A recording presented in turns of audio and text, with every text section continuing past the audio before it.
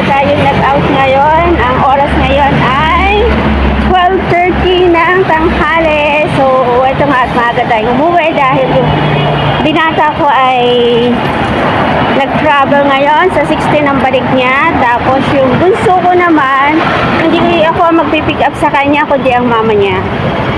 Ayun. So, yung bunso ko ay sa mama niya ngayon. Bukas ako magpipick up dahil day off ng mama niya ngayon. Kaya siya ang magsusundo. Yun. At sa kanya muna yung bata. So, siya rin ang maghahatid bukas.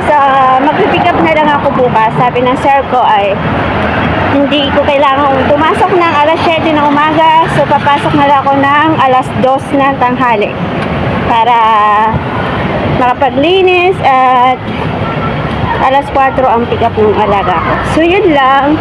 At masaya lang. May oras tayo magpahinga. Yun.